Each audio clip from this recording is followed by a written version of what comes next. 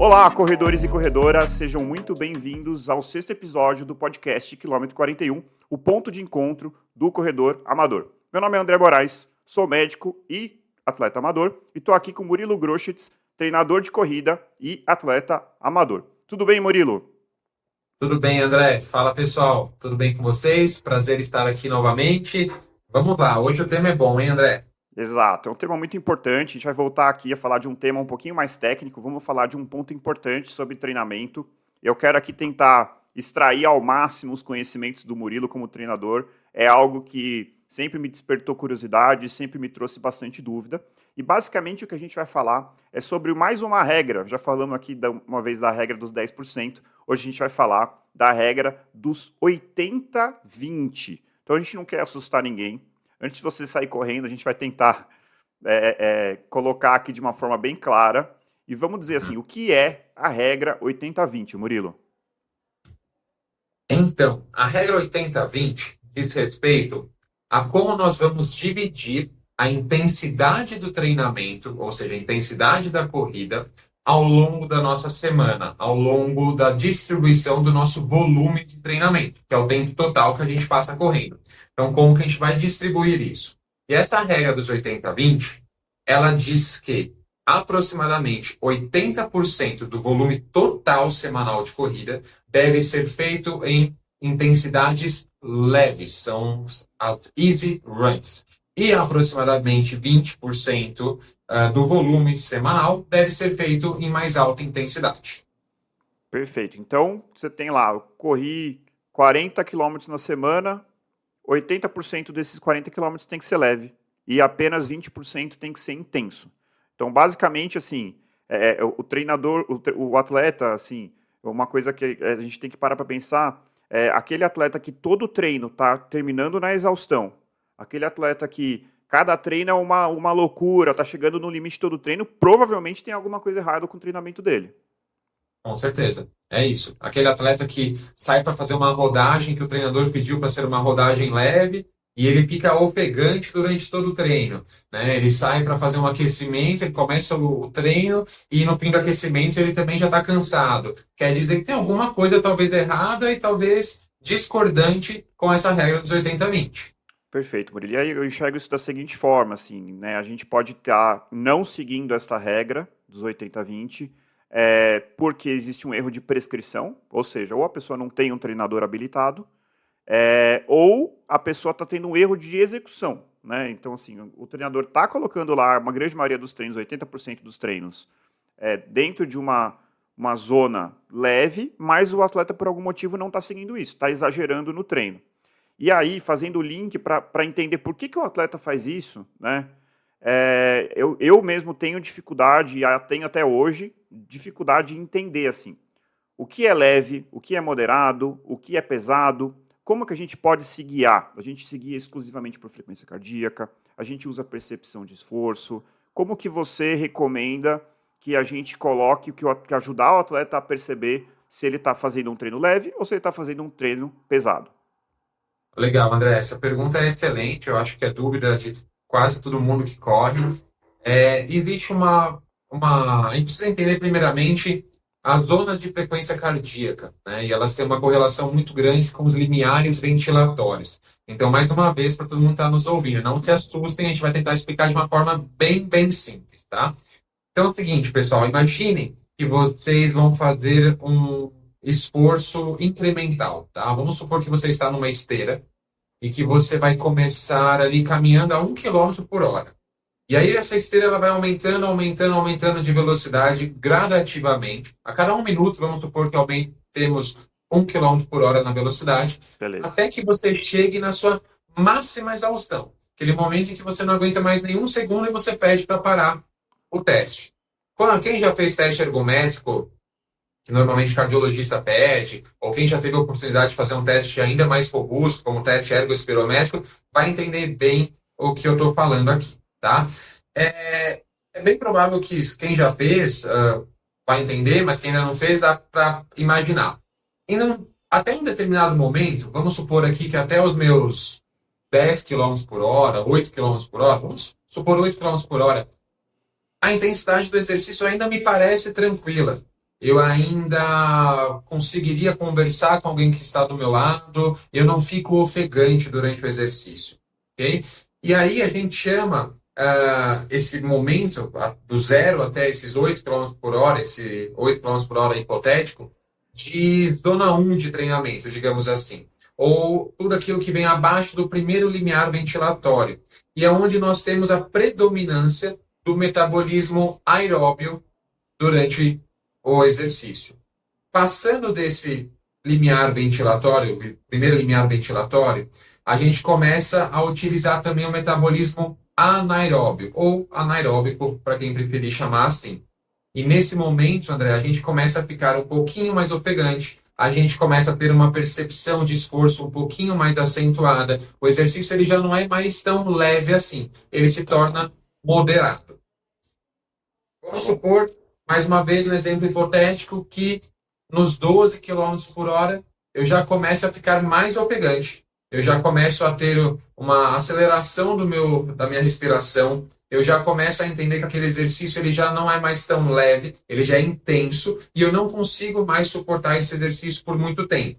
Quando a gente começa a ter essas percepções, é bem provável que a gente já tenha passado do segundo limiar ventilatório e que o exercício, que antes era ou predominantemente aeróbio, no meio termo ele era entre aeróbio e anaeróbio, ele se tornou predominantemente anaeróbio. Uhum. Então, a gente dividiu assim entre zona um de treinamento, claro que existem outras formas de divisão, mas zona um de treinamento seria abaixo do primeiro limiar ventilatório, a zona 2 de treinamento, que seria entre os limiares ventilatórios, e a zona 3 de treinamento seria acima do segundo limiar Tá, ventilatório. deixa eu só ver se eu entendi. Então, abaixo do primeiro limiar é puramente aeróbico, ou seja, eu não estou produzindo lactato, eu estou ali totalmente aeróbico, certo? Estou Isso, predominantemente aeróbio, utilizando fibra do tipo 1, que são fibras lentas. aeróbias.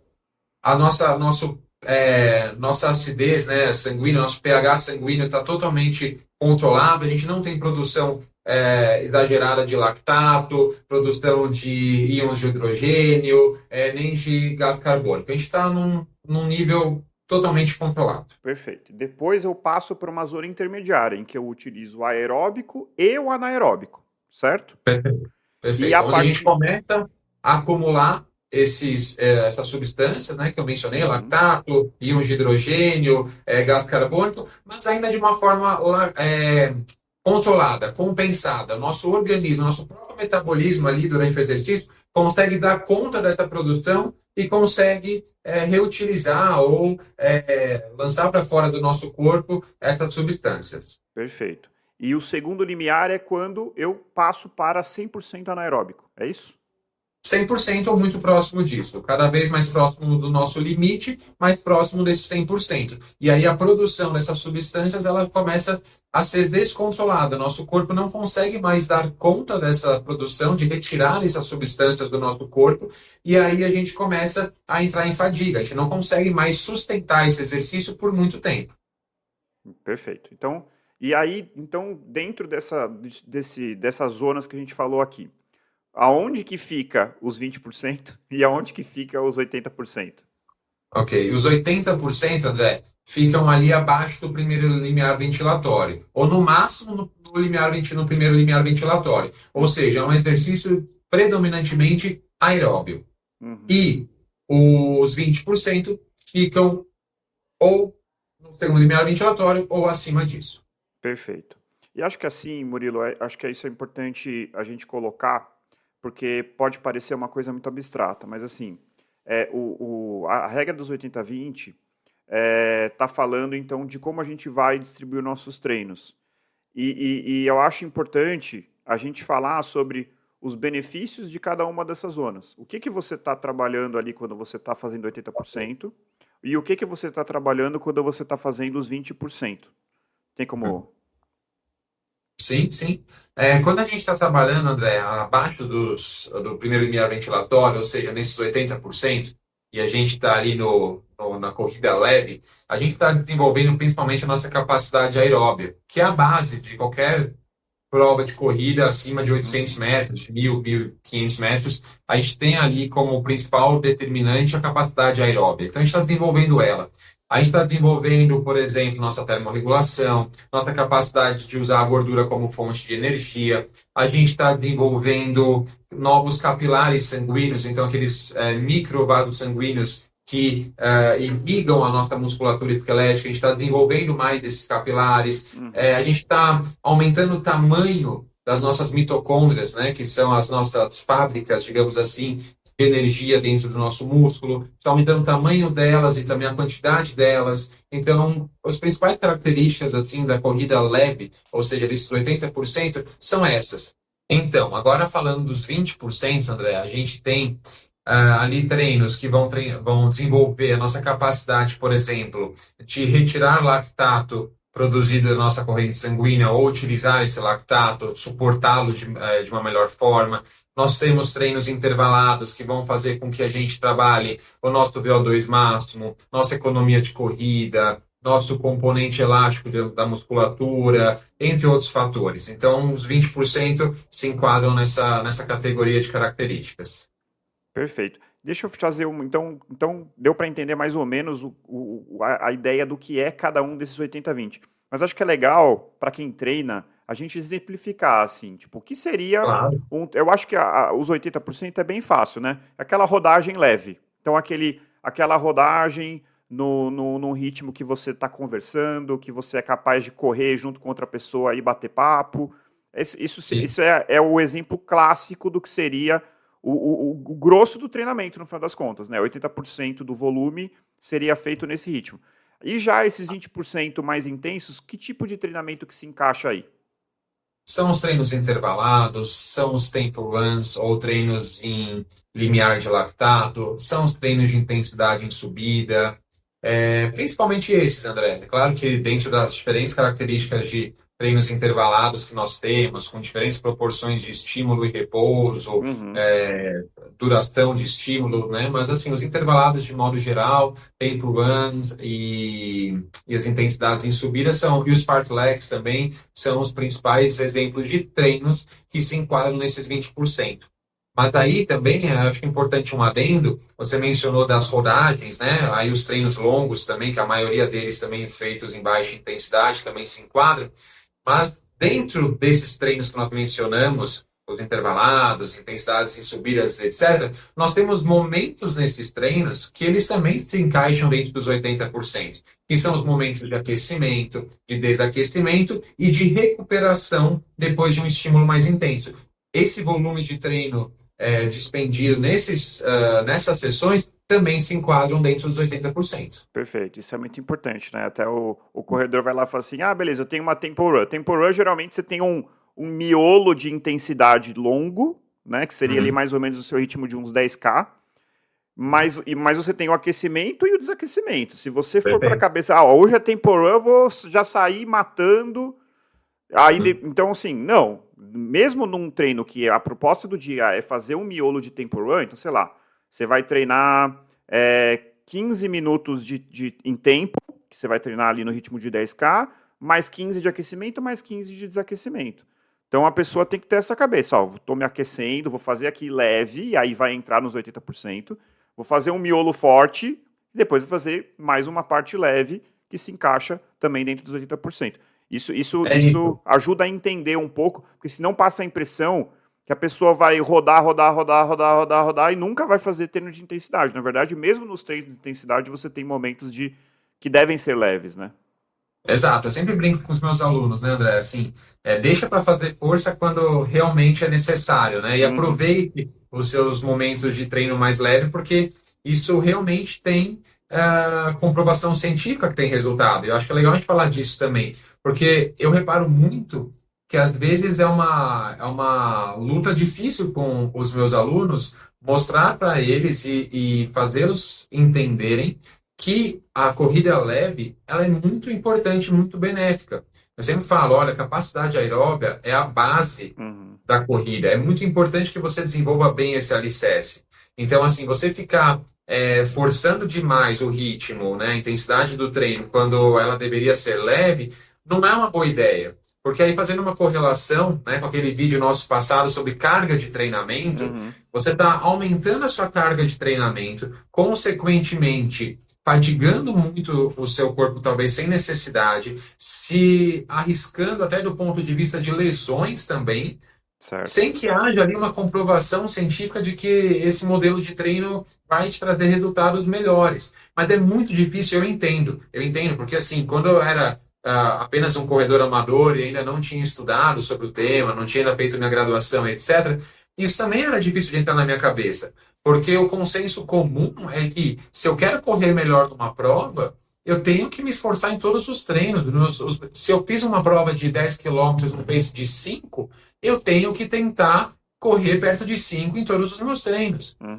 Esse é o senso comum que as pessoas normalmente imaginam. Mas, né, André, a gente tem estudos que mostram que é o contrário, que o treino assim dividido, 80-20, ele tem resultados melhores do que uma distribuição diferente dessa. E aí, até tenho aqui um estudo que a gente já conversou sobre ele, foi um estudo publicado no Journal of Sports Physiology and Performance em 2014. Foi um estudo, André, feito com 30 atletas amadores, tá? E dividiram esses atletas em dois grupos.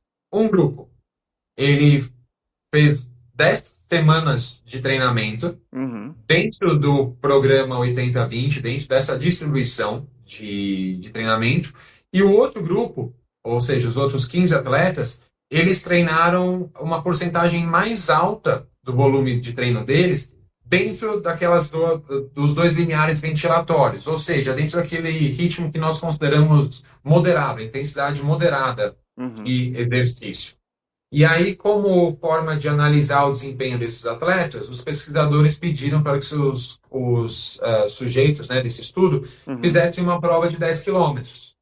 Perfeito. Antes e depois dessas 10 semanas de intervenção. E aí notou-se que o grupo de treino 80-20 teve uma melhora mais significativa na performance nos 10K se comparado ao outro grupo. A diferença ali no resultado foi um aumento, uma melhora de 5% nos 10 quilômetros desse grupo e no outro grupo de 3,6%. Parece pouco, mas se a gente colocar isso talvez em números, é um resultado bem expressivo. E que nesse estudo foi significativo, foi estatisticamente significativo também. Perfeito. Então, assim, acho que a gente pode pontuar que, assim, essa regra tem dois principais pontos, né? Que um é o ganho de performance, porque ela vai te permitir fazer... Acaba que você acaba tendo a possibilidade de fazer um volume até maior, já que a grande parte do seu treino vai ser de intensidade leve, né? E o outro ponto é a prevenção de lesão, que a gente já falou aqui em outros episódios, mas assim, quando você faz um treino intervalado, quando você faz uma tempo run, ou mesmo quando você faz uma prova, você agrediu o seu corpo. Se você no dia seguinte vai fazer o que é para ser uma rodagem, e você vai lá e dá uma nova agressão, você vai colocar a agressão em cima da agressão. E depois a agressão de novo, e depois a agressão de novo. O seu corpo precisa de tempo para se regenerar, precisa de tempo para fazer a sua supercompensação, que vai te levar a ganho de performance no longo prazo. Então eu acho que assim, talvez essa regra, Murilo, aí eu estou falando aqui, vamos ver se você concorda comigo. Eu acho que essa regra, para quem treina 2 ou 3 vezes por semana, talvez fique um pouco difícil de compreendê-la, no seguinte sentido. Pô, eu treino terça, vamos supor, um atleta hipotético aqui, que treina segunda, quarta e sábado. E aí ele treina, todo o treino dele é paulada. Então segunda-feira ele vai lá, faz um treino forte. Aí terça-feira ele descansa, porque ele não tem treino. Aí na quarta-feira ele vai lá, paulada. Aí na quinta, na sexta ele descansa, e sábado ele faz uma nova paulada, só que no domingo ele se descansa. Talvez esse atleta não sinta tanto a necessidade das rodagens leves. Porém, se ele faz 3 vezes por semana, ele tem um limite de carga total de treino que ele pode ter. Aí vamos supor que esse mesmo atleta fala assim, olha, eu estou indo super bem, melhorei minhas provas, melhorei minha performance, eu quero adicionar um quarto treino. É aí que começa o problema. Porque ele coloca o quarto treino, e aí entre o treino dele de segunda e quarta, ele coloca um treino na terça, vamos supor. E na terça-feira ele faz o que ele sempre fez, paulada. É aí que o problema começa. Segunda paulada, terça paulada, quarta paulada. Aí ele fala, não, mas Sim, de quinta eu vou descansar. Aí ele vai se surpreender que chega lá no sábado, no próximo treino dele, ele tá cansado. Ele não se recuperou exato. completamente. Aí ele vai começar a acumular a fadiga. Então, assim, eu acho que essa regra, ela fez mais sentido na minha cabeça a partir do momento que você fala assim, pô, se a gente quer aumentar o volume, eu quero treinar 4, 5 vezes por semana, eventualmente 6, né? Isso aí é o céu é o limite. Você vai ter que entender que para fazer grandes volumes, e é aí que eu acho que essa regra faz mais sentido, você vai precisar de vários momentos de recuperação, em que você ainda está mantendo e aumentando a sua capacidade aeróbica, mas você está, ao mesmo tempo que você está lá acumulando quilômetros, acumulando volume, acumulando tempo de treinamento, você está se permitindo também se recuperar. Não sei se você concorda com esse raciocínio. Concordo plenamente, André. É uma forma, a performance na corrida ela é muito dependente do volume semanal de treino Uhum, também.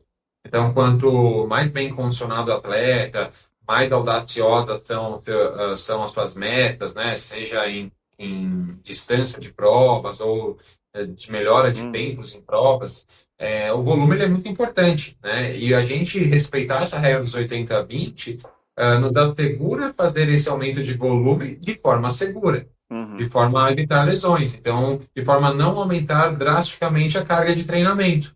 Então, isso é extremamente importante. Realmente fica muito mais visível para um atleta quando ele começa a treinar mais vezes numa semana. Ele uhum. fica mais sensível a essa fadiga, a esse aumento de carga de treinamento, e ele começa a perceber que não, ele precisa dessas sessões em Exato, baixa intensidade, que elas são extremamente importantes, porque senão ele não aguenta o tranco. Ele não vai exatamente. aguentar, ele não vai conseguir performar bem. E quando ele for fazer um intervalado, quando ele for fazer um tempo run, ele vai sentir que está faltando perna, que ele não está rendendo. É, E aí, por que será? Às vezes ele está errando no ritmo. exato. E assim, os treinos, os 20%, né? A gente está falando aqui muito dos 80, né? Mas assim, a gente não quer minimizar a importância do 20, né? Não. Os treinos de intensidade são fundamentais. A questão é que para você conseguir executar a intensidade, o seu corpo tem que estar descansado, ele tem que ter condição de colocar essa intensidade. Se você está exausto com fadigas anteriores, você não vai nem conseguir performar. Aí você vai chegar lá, você tem que fazer um tempo run, você faz um tempo run num ritmo inferior ao seu 10K, por exemplo. Fala, pô, se eu corri 10 quilômetros, sei lá, para 4 e 10 de pace, e eu não estou conseguindo fazer aqui um miolo de 20 minutos, tem alguma coisa errada. Sim, tem alguma coisa errada, você está cansado. Então, assim, e aí você não está dando para o seu corpo o estímulo que você precisava. Eu acho que essa que é a grande dificuldade. E a outra dificuldade, Murilo, que até a gente acabou não falando antes, mas assim, a gente falou das zonas de treinamento, mas a grande dificuldade que eu tenho, e tenho até hoje, não tenho vergonha de falar, é justamente de entender, será que eu estou correndo leve o suficiente? Será que eu estou correndo lento o suficiente? Para a grande maioria das pessoas, e é contraintuitivo, né? Então, sair para correr e falar assim, não vou correr rápido, eu vou correr devagar. Não vou fazer um treino forte. Hoje o meu treino é regenerativo. Se tem algumas dicas assim para que essa pessoa consiga se guiar, falar assim, pô, isso aqui é um treino leve, tô aqui num leve. Sim, com certeza eu tenho, André. Assim, melhor das hipóteses, né, o padrão ouro dessa definição do que é leve e do que não é, seria o corredor, a corredora fazer um teste ergospirométrico, né, aquele teste semelhante ao ergométrico que as pessoas normalmente fazem, mas com um analisador de gases, né, aquela máscara que é colocada Uhum, no rosto para analisar é, troca gasosa, respiração e etc. Aquele é o melhor dos testes, porque ele vai determinar com muita precisão qual é o seu primeiro limiar ventilatório e o segundo limiar ventilatório. E a gente consegue determinar o que é o leve, o que é o moderado, o que é o intenso. Né? Se a gente uhum, dividir dessa forma bem simplista em três partes. Agora, são poucas as pessoas que têm acesso a um teste desse, né? Não é tão fácil assim de se encontrar, de realizá-lo, etc. Então, assim, André, a minha principal dica para o atleta entender se ele está num easy run ou não, numa corrida leve ou não, é a sua percepção de esforço. Isso é muito, muito importante. Numa escala de 0 a 10, então 0, você está no repouso, né? Aquela sofá, percepção de quando você sofá, está vem no Netflix. sofá, vendo Netflix, deitado na cama lendo um livro. Esse é o 0. E Uhum, 10 é você está no seu máximo, no seu limite. A corrida leve ela fica ali no máximo numa nota 4, 3, 4. Isso é uma corrida leve. Agora, um pouco difícil ainda de determinar, não estou muito familiarizado ainda com essa escala de 0 a 10. O teste da fala, o talk test. Ele tem uma alta correlação com zonas de frequência cardíaca também. Então, assim, se você é capaz de conversar com alguém do seu lado durante uma corrida leve, ok, quer dizer que ela realmente está leve. Se você começa a ficar ofegante, começa a fazer pausas nessa fala, depois de uma frase muito longa, para você puxar o ar, quer dizer que você já está passando, talvez, com um ritmo mais moderado. E aí, talvez, o ideal seja reduzir um pouquinho. Tem muitas pessoas que me perguntam, e sobre frequência cardíaca, funciona, não funciona? Funciona, claro. Principalmente se a gente tiver ali o teste ergospirométrico, ele vai determinar também as frequências cardíacas em que o nosso metabolismo predominante mudou, né? A gente mudou de primeiro para segundo limiar ventilatório.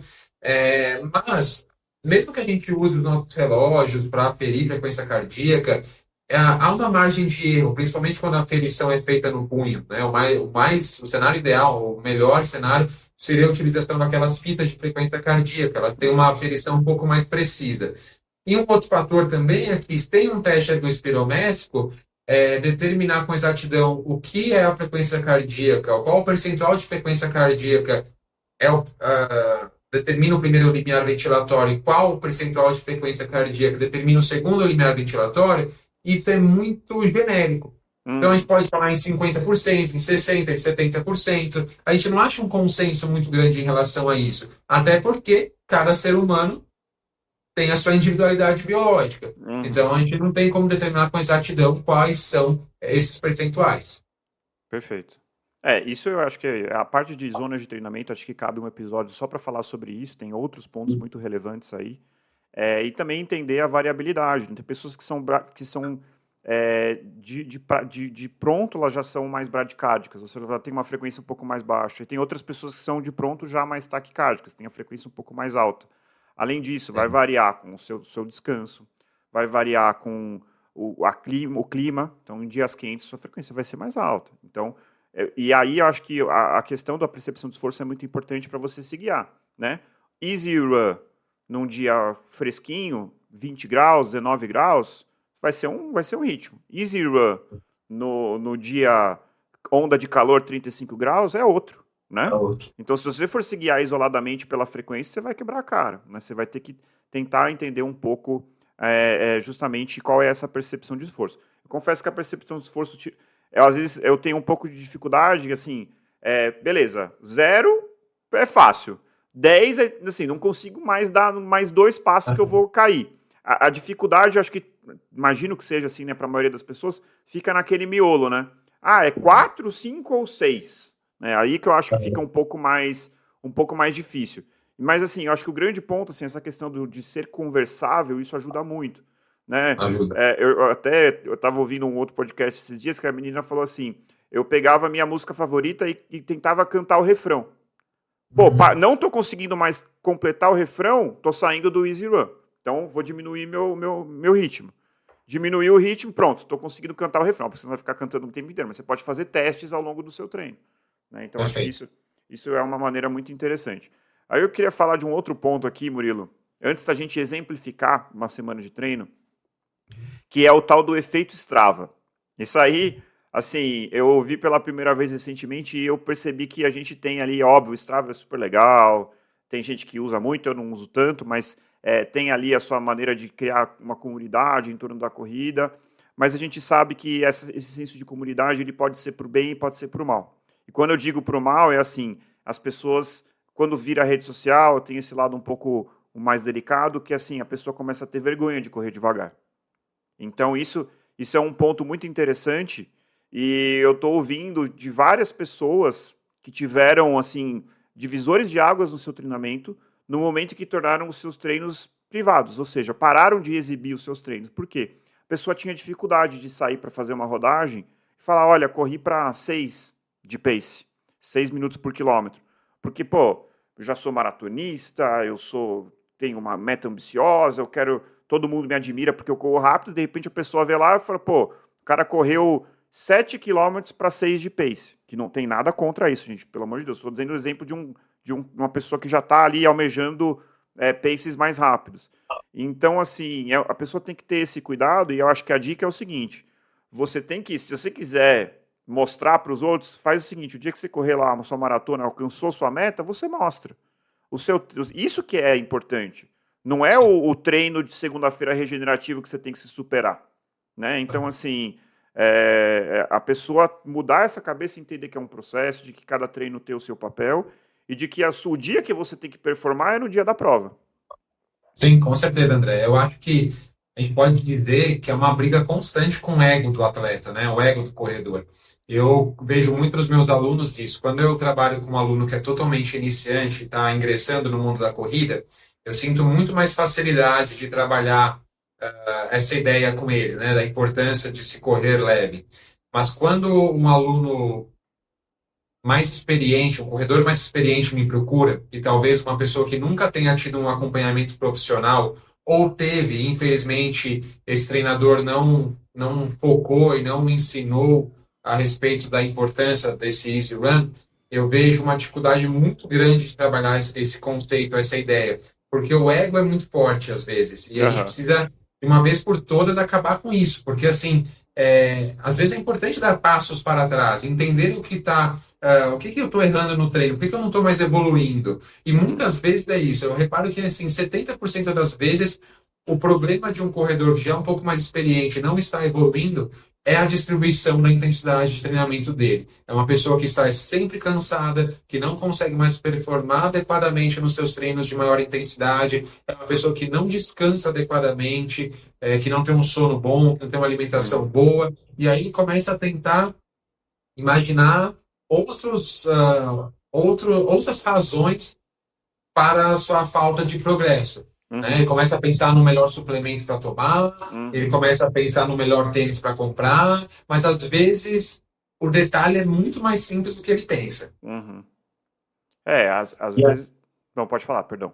Não, ia só dar um exemplo também.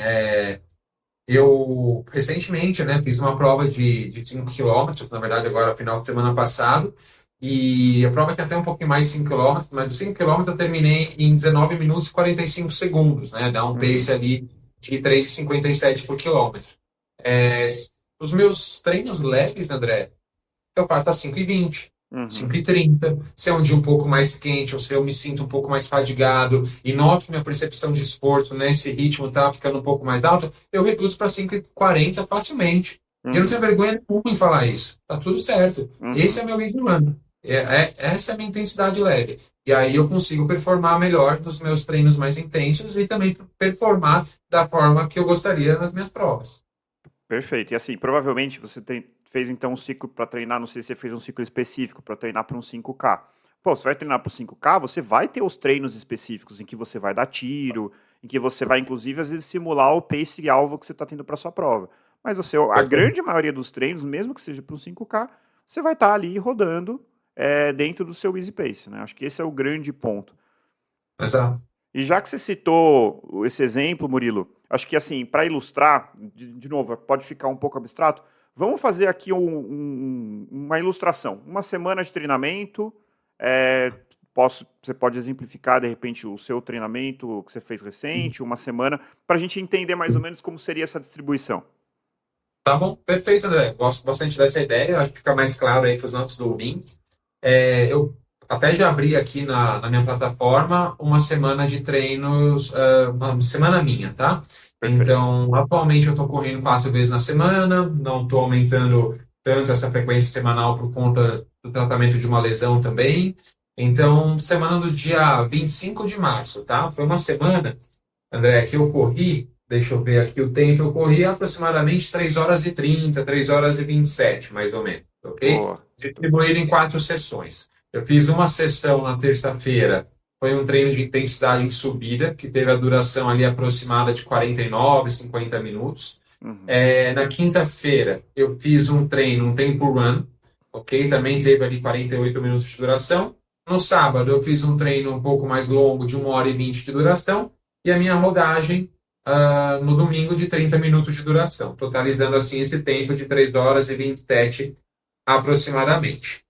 Se a gente pegar essas 3h27, eu arredondei aqui para 3h27, Dá mais ou menos 42 minutos que eu deveria fazer mais alta intensidade, né? Os Perfeito. 20% dessas 3 horas e 27 daria aproximadamente isso, né? Fiz certa conta, fiz certa conta. Tá certo, 40, 42 minutos.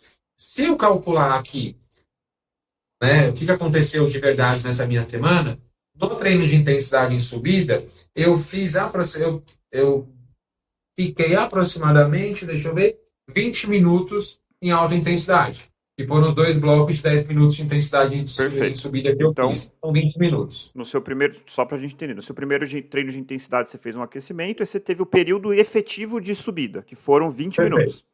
Beleza. perfeito. Distribuindo em 2 blocos de 10 minutos. Então, ao todo, nesse treino que teve 49 minutos de duração, eu me mantive numa intensidade mais alta de exercício por aproximadamente 20 minutos.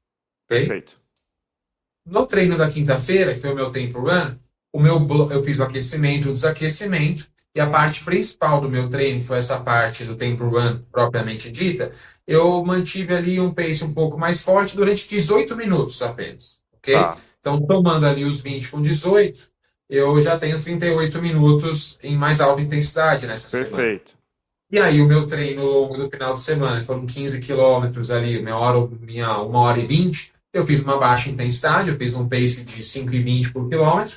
E a minha rodagem no final de semana, que eu fiz um pace até mais leve, que eu já estava um pouco fadigado, aquele exemplo que eu mencionei Uhum. anteriormente, eu fiz um ritmo de 5,50 por quilômetro. Aham. Ok? Então também foi um easy run, também foi uma corrida leve.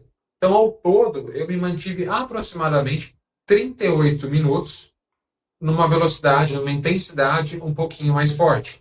E aí, com aquela conta que a gente fez anteriormente, eu deveria ter ficado perto dos 40 minutos, Então então foi 38, 40 a mesma coisa. está ali dentro do desvio padrão aceitável. Então, esse foi um exemplo de uma semana em que a gente pode notar essa característica do treino dividido em 80 a 20%. Maravilha, Murilo. Acho que isso ajuda bastante assim a ilustrar e entender, porque parece tão absurdo, né? 80% leve, mas a hora que a gente entende que nos treinos intensos você vai ter parte leve também, isso fica bem mais compreensível assim, né? Fica bem mais claro, né? Acho que esse é um bom exemplo. Eu acho que como a gente sempre fala, assunto para a gente falar de intensidade de treinamento não falta. Isso aqui é de novo mais uma introdução. A gente tem vários conceitos para trazer ao longo dos próximos episódios. É isso. E André, mais uma ponto interessante, e é até um convite, né, para quem está nos ouvindo. Se você já sabe fazer esse 80-20, se você já respeita seus treinos leves, parabéns, você já é um corredor muito diferenciado por conta disso. Mas se você ainda não é, se você ainda tem vergonha de correr leve, se você ainda acha que isso não vai trazer resultados para você, o convite é que você tente ali por um mês, mais ou menos, mudar um pouquinho o seu modo de pensar e tentar realmente fazer os treinos leves de forma leve, de verdade. Aham. Você vai ver o quanto isso é libertador e o quanto isso vai te trazer mais pique, mais gás para Uhum. fazer os seus treinos de mais alta intensidade. E o quanto você vai se sentir melhor ao longo da sua semana de treinos. Faz uma baita diferença. Isso é uma coisa que a gente acabou não comentando, mas é interessante, né? Que é o desgaste mental, né? Então, assim, se você vai associar, né, toda vez que você vai correr é um martírio, é uma paulada, como eu já falei aqui várias vezes, assim, você pode ter o perfil, que é o perfil de alguns corredores, que correr bem é correr sofrido. Tem gente que pensa assim, né? Mas, assim, acho que não é a maioria das pessoas, né? Então, assim, daqui a pouco você está associando o dia do seu treino de corrida com um dia de sofrimento. Então, assim, Hum, existe uma fadiga mental ali também, né? Acho que isso é muito importante, né? Assim, com certeza. pô, eu posso falar que, assim, o dia que eu mais gosto é o dia longo, né? Que é um dia que você vai correr bastante tempo, você vai pensar na vida, geralmente é final de semana, você está mais relaxado, você vai olhando a cidade, é o dia para ir ouvindo uma música, né? Até você fez um post recente falando de música. Eu gosto de ouvir música nos dias de treino longo, de rodagem leve. No meio do intervalado, a música te confunde até. Você não, você Sim. não tem, você não tem espaço mental para ouvir aquela música. E acho que isso é uma parte gostosa da corrida também, né? Existe uma parte ali também que eu acho que aumenta a longevidade do corredor, tanto no sentido de prevenção de lesão, quanto no sentido de alcançar os objetivos que ele deseja, quanto no sentido de associar algum prazer à corrida. Eu acho que isso é muito importante. Com certeza, André. E é um clássico exemplo de que menos é mais, muitas É. vezes, né? E aí, só duas curiosidades também. Eu vi recentemente um Reels no Instagram de atletas quenianos fazendo um treino regenerativo, correndo, se eu não me engano, num pace de ou 5,30 ou 6 por quilômetro, né? Uhum. As mesmas pessoas que performam ali a 3, 2,50 por quilômetro numa maratona. É absurda a Então, diferença. também, absurda a diferença, né? E eu também, outro dia, estava lendo um livro, já faz muitos anos, na verdade, isso não foi outro dia, faz muitos anos. Se eu não me engano, atletas de. Estavam mencionando alguns atletas de corrida de montanha, e eles respeitam tanto essas corridas leves que em alguns treinos regenerativos, quando eles fazem percursos com Uhum. muitos aclives e declives, em alguns momentos eles caminham na Ah, sim, subida. com certeza. Então, assim, se atletas profissionais fazem isso, quem somos nós, mortais, É. para respeitar essa regra, né? Não, e assim, Murilo, isso é outro ponto interessante. É assim, um racional que eu tive esse insight recente. Agora eu tô falando aqui, gente, não é evidência científica, né? Mas eu acho que tem um certo racional. Quando você corre num tiro, você não só a parte de limiar ventilatório, de metabolismo, mas a sua ativação muscular é completamente diferente de quando você corre leve. Então, se você pensar que a maioria das lesões acontecem em decorrência de esforços repetitivos, então, por exemplo, por que você tem uma tendinite do Aquiles? Porque você começou a correr acima da capacidade daquele tendão e desenvolveu uma lesão. Só que quando você está correndo leve, por exemplo, eu até te mandei esse artigo, você ativa muito mais o quadríceps, né, que é a musculatura da coxa. Na medida em que você passa da corrida leve em direção a um tiro, você começa a ativar cada vez mais posterior, glúteo e panturrilha. Então pensa só o seguinte, você está, ao correr em diferentes ritmos ao longo da sua semana, você está trabalhando o seu corpo, a sua parte cardiovascular, mas também a parte muscular de formas diferentes. Então é intuitivo que você vai acabar tendo menos lesão. Porque se você está sempre no limite, sempre no treino forte, você está sempre estimulando posterior de coxa e panturrilha. Posterior de coxa e panturrilha. Isso vai levar a uma sobrecarga daquele grupo muscular. Por outro lado, quando você está numa rodagem leve, você vai preservar essa musculatura e estimular uma outra parte. E sendo que em ambos os treinos você está levando a uma aptidão cardiovascular maior.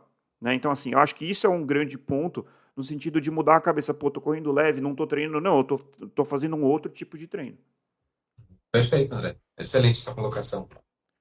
Então é isso, acho que a gente pontuou aí bastante coisa sobre esse ponto, e é aquela coisa, devagar a gente vai mais longe, né, assim, é difícil, eu acho assim, Murilo, não sei se você concorda, eu acho que aquele atleta, aquele corredor, que aprende o objetivo de cada treino e aprende a correr leve, para mim, é um dos pontos que separam o corredor iniciante para o intermediário avançado ou o intermediário para o avançado. Eu acho que Com certeza. esse pulo do gato, assim, para mim, um dos divisores de águas, assim, que faz aquele corredor se transformar num corredor avançado ou intermediário. Não sei se você concorda. Concordo. É o atleta que já entende o porquê de cada um dos treinos, né? Ele já entende a proposta das sessões de treinamento, ele entende que o leve é importante, que o intenso também tem sua importância, o momento adequado de cada um deles e aprende a respeitar cada um deles. Isso é extremamente importante. Maravilha, Murilo. Muito obrigado mais uma vez aí. Deu um show de conhecimento aí sobre treinamento de corrida. Agradeço. E a gente se encontra aí de novo. Valeu, Murilo. André. Obrigado, pessoal. Até a próxima. É isso aí. Então, corredores e corredoras, encontre o seu motivo para continuar correndo e nós nos encontramos no próximo quilômetro 41. Até lá, obrigado. Até.